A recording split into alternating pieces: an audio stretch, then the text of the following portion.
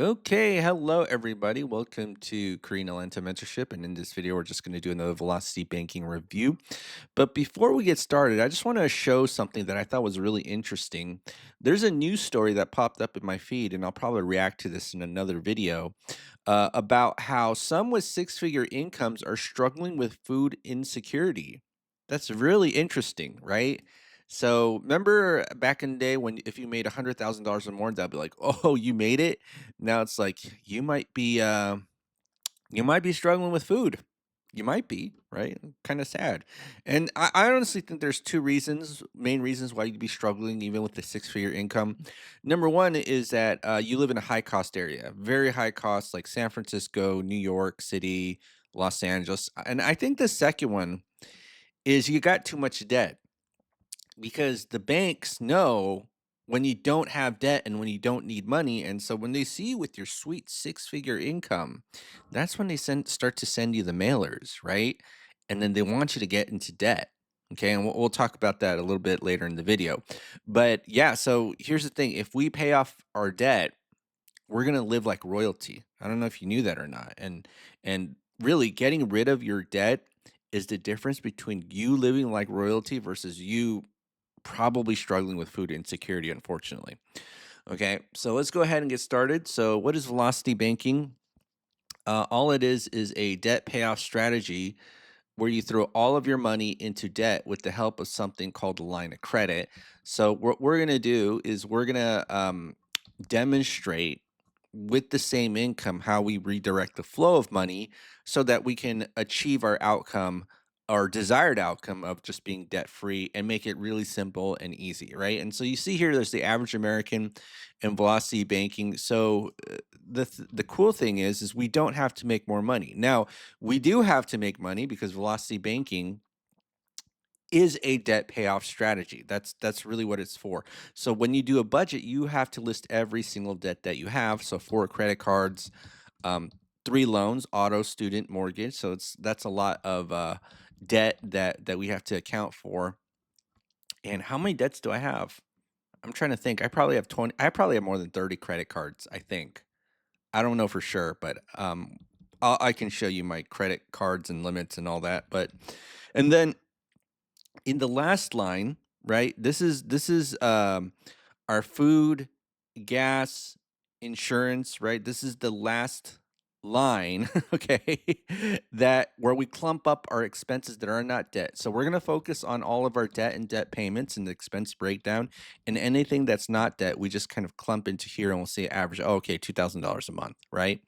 And so and when we do velocity banking, we have the same income, the same expenses, right? But here's the crazy part, and this is the thing that most people are really uncomfortable with, even though it's a simple change. We're not saving money. Zero, right?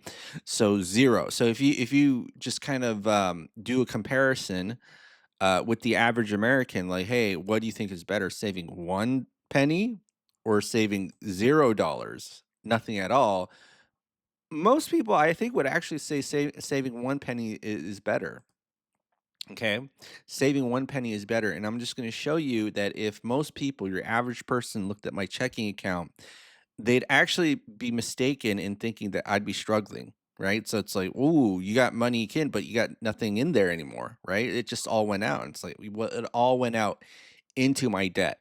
Okay, into my debt. So we're going to have a number called cash flow, which is very similar to savings, but just by shuffling some debt, we can increase this greatly. Okay. And then we're going to assume we have something called a line of credit, right? So, what's a line of credit? All it is a financial tool where you could borrow money, pay it back, and you use it over and over again. So, a credit card is technically a line of credit, but we want the most flexibility, which is why we use either personal or home equity lines of credit. Because with personal or home equity lines of credit, I can use it to pay anything and everything. If I got a $50 bill in my home equity line of credit that's due and I don't have the money, I could just pull that 50 from the home equity line of credit and then put it back in, bill satisfied, right? And so this is my home equity line of credit. This So if you see the screens, like, what does this mean? I can click a button on the bank's website, and they'll let me borrow up to $280,000, no questions asked, just click of a button into my checking account, and they'll charge me 7.5% interest rate. 7.5%, right?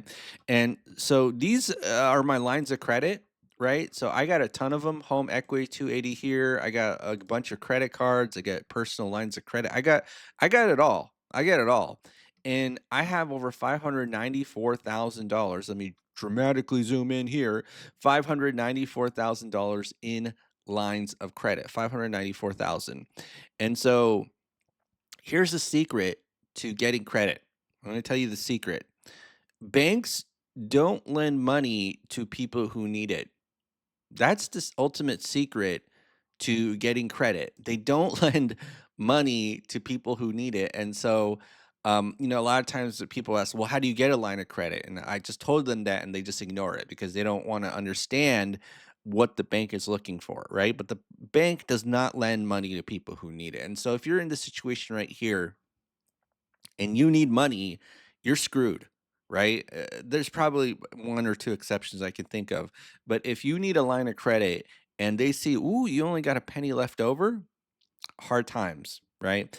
And the way that, again, I like to explain it is that here you've kind of crashed your car without any car insurance, and you're trying to get a car insurance policy afterwards when you get that line of credit. That's what the bank sees, right? So if you want to get that line of credit, get the car insurance policy before you start to drive. I know it's simple, right? Like when it comes to the world of insurance, it makes sense. But people don't apply that to banking for some reason. And that's because the bank lies to you, right?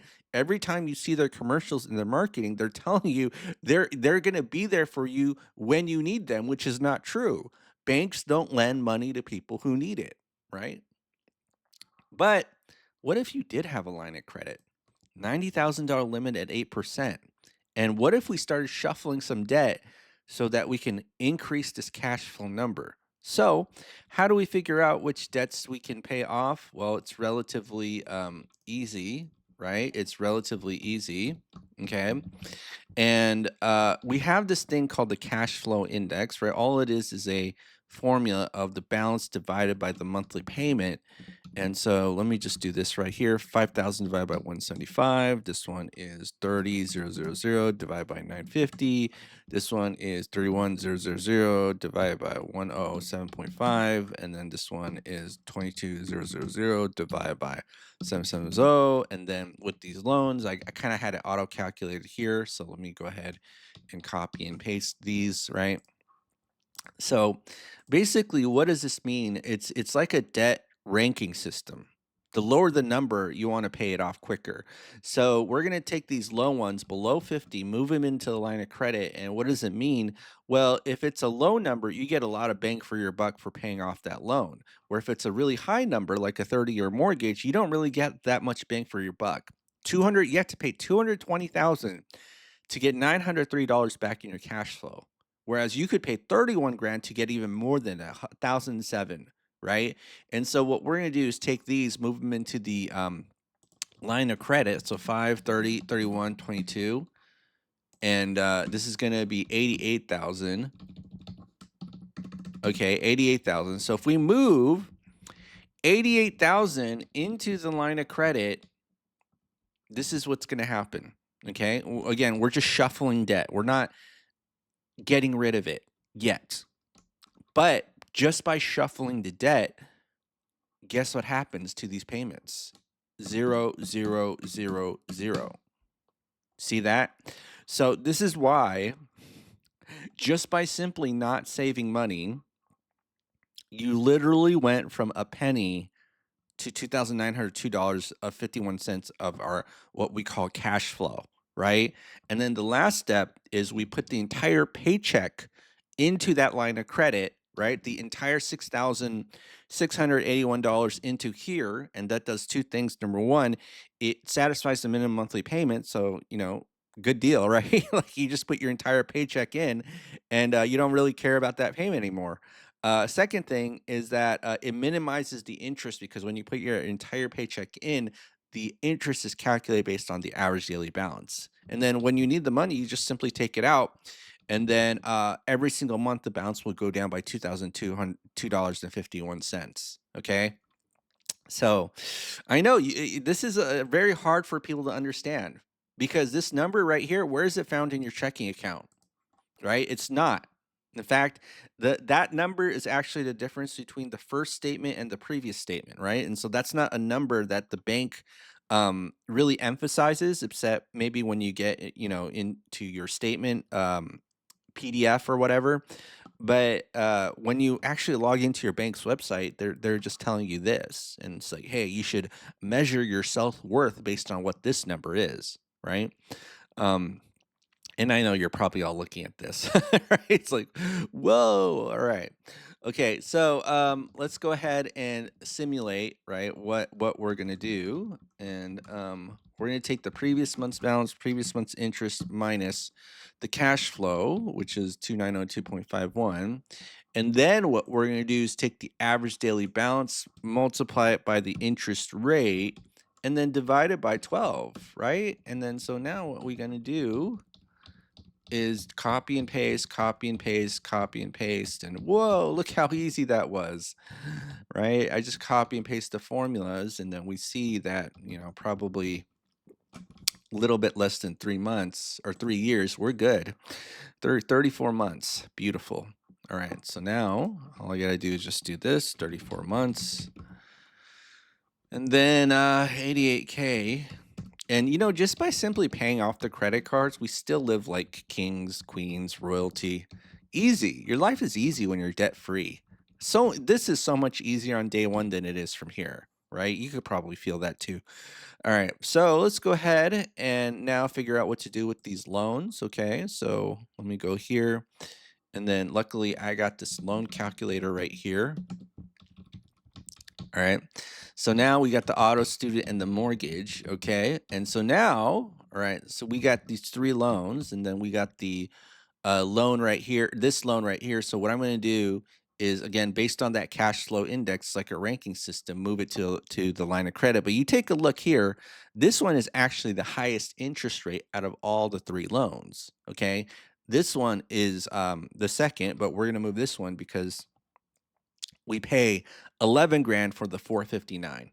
Okay, so let's go ahead and do that. We're gonna move that 11 grand for the 459, and then we're gonna do this. So this is gonna be plus 11433.02, and then this is gonna be 0, right? And then our cash flow is 3361.8.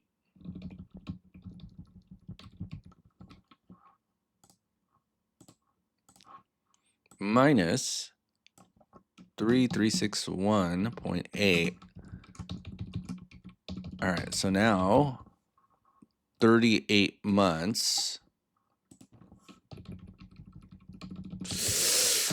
38 months, and then this is gonna be 88 plus 25 and 113K.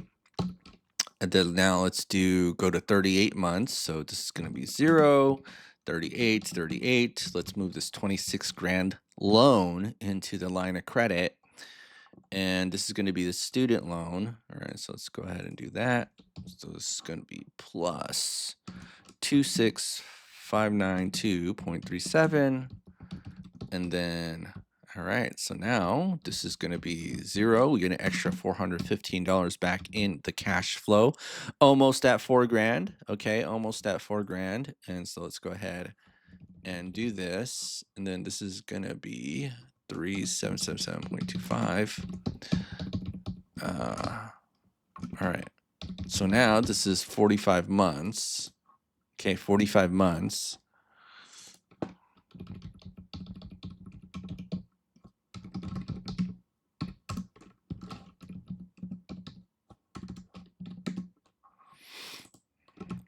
$148K.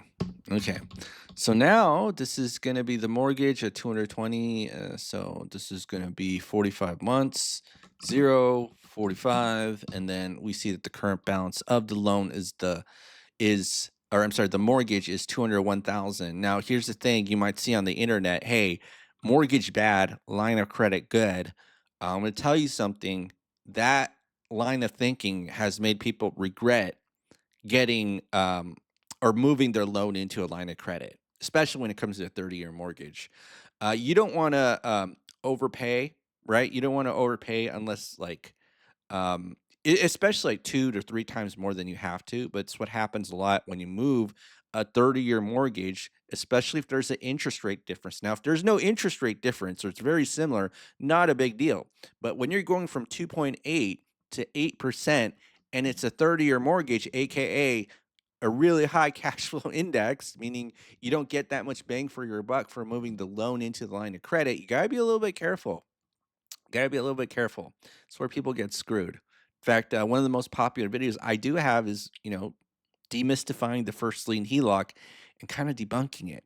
Okay. But let's go ahead and pull out the velocity banking calculator to figure out what the payoff is for the loan. And the way that we pay off the loan is using by what we call the chunking method, meaning that if you move pieces of the loan into the line of credit, the interest rate, it doesn't have a big effect compared to moving the whole loan into a line of credit. Okay. All right. So let me go ahead and pull out that velocity banking calculator. Give me one moment. Okay, here we go. So here's the velocity banking calculator. Hey, the image now loads by Renatus. So if you don't know what Renatus is, it's online education where I just kind of use this YouTube channel, kind of like a sales funnel, right? If you're interested not only learning about velocity banking, but other stuff like financial literacy, real estate investing, click the Google Forms link below, right? Google Form link below.